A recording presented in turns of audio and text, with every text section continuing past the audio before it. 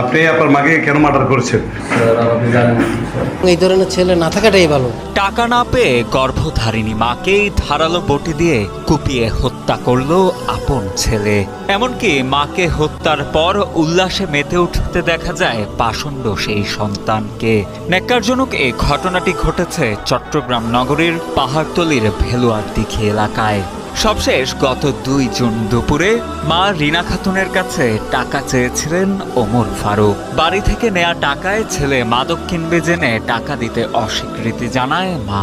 এরপরই মাকে হত্যা করার পরিকল্পনা করে পাষণ্ড ছেলে। পরবর্তীতে সেদিন রাতে আবারও মা ছেলের মধ্যে বাকবিতণ্ডা হলে ধারালো বটি দিয়ে এলোপাতাড়ি কোপানো শুরু করে মাকে। নবীজি আরো বলেছেন, শেষ জামানা বা আখিরুজ জামান বা কিয়ামতের আলামত হচ্ছে মানুষ পিতা মাতাকে সম্মান করবে না। পিতা আর মা এই দুইজন যে সম্মানের পাত্র, এই বোধটাই মানুষের উঠে যাবে।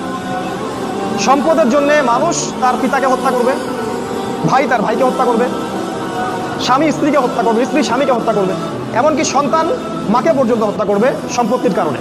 আর পিতা মাতার সাথে দাস দাসীর মতো আচরণ করা।